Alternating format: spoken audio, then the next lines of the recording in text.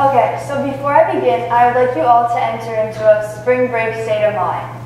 Everyone has just gotten off from work or school, and it seems as if nothing could possibly go wrong. For in just a few hours, you will be heading to the Bahamas. You hop in your car, drive to the airport, board your plane, and before you know it, you find yourself relaxing on the beautiful beaches of the Bahamas. While laying there, you begin to ponder about why you are sitting in an enclosed resort when you could be outside, indulging yourself in some real Bahamian culture. I mean, you did come all the way to the Bahamas. Might as well learn a few things, right? Hi, my name is Sabina Criqui, as some of you may know, and today I will be discussing with you the power of travel, what it means and how it has and continues to impact life past, present, and future. By dictionary, the definition of travel is to make a journey typically of some length or abroad. Following this textbook definition of travel, as a busy day-to-day teenager, I typically travel somewhere every day. Whether it's to school, the doctor's office, a friend's house, or a sporting event, you can find me traveling. However, while going to school is a form of travel, it's usually not what comes to mind when I think of this word. For me and possibly many of you in the audience, when you hear the word travel, you instantly think of a vacation or some type of getaway, or possibly even a service trip, where you will be going to a tropical region, ski resort, or in some cases, even another country. Usually somewhere much different in landscape and culture than our surroundings here in Summit, New Jersey. And how do you get to one of these exotic places? Using mass transportation such as a plane, train, or in some cases, even a ship. And not all forms of travel are as luxurious as the ones the average Oak Knoll teenager like myself may think of. In fact, I know many students here at Oak Knoll travel to new places throughout the year to help others through various service opportunities. In these opportunities, the people are indulging themselves in new cultures while helping others. But they are also teaching and spreading techniques used here in the U.S. with native people in the regions in which they are visiting. This is one example of how knowledge of cultures are spread today. But it wasn't always as easy as booking your flight and traveling directly to your destination. In fact, let's take a look at how and why people would travel back in the olden days or in early human life. So as previously stated, travel has not always had such a relaxed meaning behind it. And to understand how mine and possibly your definition of travel came to be, we have to take a look back at the earliest civilizations of human life. Both in past and present day, a type of transportation has always been needed for one to travel. And while I'm definitely not trying to turn this talk into a history lesson, we do see the beginning of travel taking place in hunter-gatherer societies. In these societies, men and women needed travel to provide for themselves or for their families. They needed to collect berries, water, hunt for animals, and look for shelters. This being said, they used their feet as their source of transportation. A slower, less efficient form of travel, however, at the time, it did get the job done. To put the hunter-gatherers' lifestyles into further perspective, parents, how many of you would voluntarily choose to walk all the way down to the Jersey Shore to collect some animal skins and berries for your children?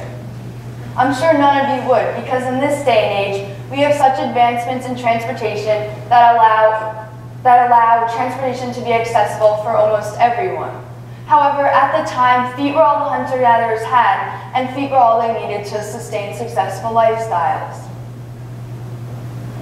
Between 4000 and 3000 BC, animals such as horses, donkeys, and camels were domesticated for travel purposes. These animals allowed people to travel across contiguous land masses at faster paces, while also carrying more goods with them. But still, the people of Earth, even at this time, still knew that new forms of transportation could be within reach in the near future. In 3500 BC in Mesopotamia, or otherwise known as present-day Iraq, the wheel was invented and would continue to be adapted and improved. And while traveling to school in a car or a bus today, you can thank the intelligent people of Mesopotamia for creating such a substantial piece for humanity, for wheels are constantly used in everyday life today. About 400 years after the creation of the wheel, the Egyptians invented the sailing boat, and around the same time as this, Romans began building vast networks of roadways across Europe. With the invention of the sailing boat and these vast networks of roadways, people could travel from their own villages to new ones and spread cultures and ideas. And this spread and intermixing of cultures is known as cultural diffusion. In the 17th and 18th century, many new forms of transportation were invented, such as the bicycle, the tram, the truck, the automotor, and the train, broadening the travel world in ways we are most familiar with today. In 1906, the first automobile was invented, changing the people of Earth's lives forever. In fact, the 1900s is an iconic period in travel and transportation history, for it was in this century that transportation such as the airplane and the car were available at everyone's leisure. Behind me, as transportation continued to grow, people began traveling cross-continent and cross-world. This allowed for things such as religion, foods, animals, and other things to spread throughout Europe, Asia, Africa, and the Americas, beginning the commencement of worldwide trade. Behind me, you can see many of the diseases, animals, and goods that were traded thanks to the evolution of travel. So, hopefully this information gives you a somewhat brief perspective on how knowledge and the ability to adapt helped bring us to where we are today in transportation history. In today's life, travel continues to have great impacts on humanity. But are these impacts always positive ones? Okay, so now I will go through a few questions or scenarios that may arise in your head while traveling. So to start, just think about it. Traveling to a new place can be scary, especially when alone. You could be in a strange place, not knowing of the language, and you could see no one you recognize. Well, at first, that adventure that you may have been looking forward to for months begins to look not so good. But in reality, when you think about it, nothing new ever looks 100% appealing, right? And with such advancements in technology today, where we have planes and such, it seems as if everything will almost run perfectly. Physically it may, but mentally traveling can be very stressful for people. And while travel may be daunting for some, it allows you to step out of your comfort zone, as I'm sure many of you in the audience know from your own personal experiences. So, if ever having the opportunity to do so and travel to a new place, it is very important that one keeps an open mind. Travel is much more than just sitting on the beach and relaxing all day. It's the opportunity to strengthen your knowledge and make you a more cultured person. Yasmin El-Bagari, a 22-year-old who traveled from Morocco to the US at age 17, says, "Travel has the ability to transform people's lives through one-on-one personal interactions and expanding people's horizons about different places and cultures to break down stereotypes." This quote speaks very much to the overarching power of travel and all it can do for a person. Now you may be thinking, why should I spend my money on travel? I mean, can't I just go on Google, type in French recipes, and create my own French cuisine?